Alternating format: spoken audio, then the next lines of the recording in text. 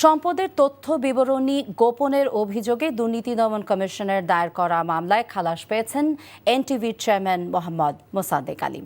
অবৈধ সম্পদ অর্জনের অভিযোগে মতিঝিল থানার দায়ের করা মামলায় দীর্ঘ আইনি লড়াই শেষে 18 বছর পর মোসাদ্দেক আলীকে খালাস দেন ঢাকা মহানগর বিশেষ জজ আদালতের বিচারক।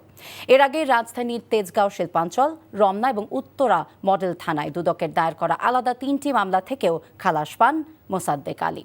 ময়মনসিংহে দুদকের দায়ের করা 6টি মামলার 4টি থেকেও খালাস পেয়েছেন তিনি। এসব মামলাকে রাজনৈতিক হয়রানিমূলক এবং মিথ্যা বলে অভিহিত করেছেন মোসাদ্দেক আলীর আইনজীবীরা। আপেল শাহরিয়ারকে সাথে নিয়ে আরও জানাচ্ছেন শফিক শাহিন। ত্রাণের টিন, চাল ও চেক আত্মসাতের অভিযোগে 2007 সালে 1/11 খ্যাত ফখরুদ্দিন মঈনুদ্দিনের সরকার মোসাদ্দেক আলীর বিরুদ্ধে তেজগাঁও শিল্পাঞ্চল থানায় মামলা দায়ের করে, যা আদালতের মাধ্যমে মিথ্যা প্রমাণ হওয়ায় খালাস পান মোসাদ্দেক আলী। মামলায় গ্রেপ্তার হয়ে যখন তিনি কারাগারে বন্দী, তখন তার কাছে অবৈধ সম্পদ অর্জনের অভিযোগে সম্পদের তথ্য চায় দুর্নীতি দমন কমিশন। তথ্য গোপনের অভিযোগে মামলা দায়ের করে দুদক। এই ঈদে জামা জুতো অ্যাকসেসরিজের ডিসকাউন্ট। দীর্ঘ 18 বছর আইনি লড়াই চলে আদালতে। মতিঝিল থানায় দায়ের হওয়া ওই মামলা মিথ্যা প্রমাণ হয়েছে, যার কারণে আদালত খালাস দেন মোসাদ্দেক আলীকে।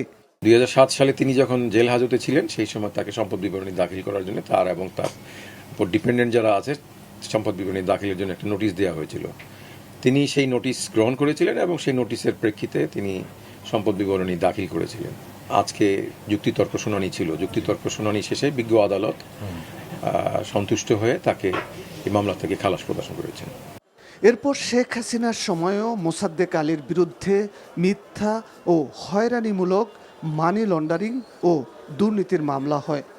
উত্তরা ও রমনা মডেল থানায় দায়ের হওয়া 2টি মামলাতে খালাস পান মোসাদ্দেক আলী। সমস্ত তথ্য পর্যালোচনা শেষে উপলব্ধি করেছেন যে এগুলি হয়রানিমূলক মামলা ছিল এবং তিনি এগুলি শুনে বিচার বিশ্লেষণ করে ওনাকে এই মামলার দায় থেকে বেকসুর খালাস দিয়েছেন এবং তিনি সঠিক এবং ন্যায়ভিত্তিকই আদেশটা দিয়েছেন। প্রভাব মুক্ত হয়ে যেমন দুদক পারে নাই, তেমনি তিনি প্রভাব মুক্ত হয়ে আজকের রায়টা দিয়েছেন। দুর্নীতির অভিযোগে ময়মনসিংহে মোহাম্মদ মোসাদ্দেক আলীর বিরুদ্ধে মামলা হয়েছে 6টি। 4টি মামলায় ইতোমধ্যে খালাস পেয়েছেন তিনি। আর ঢাকায় রাজনৈতিক হয়রানিমূলক আরও 9টি মামলা হয়েছে এনটিভি চেয়ারম্যান মোসাদ্দেক আলীর বিরুদ্ধে, যা উচ্চ আদালতে স্থগিত রয়েছে। Shafiq Shahin, NTV news, Dhaka. এই ঈদে জামা জুতো অ্যাকসেসরিজের ডিসকাউন্ট।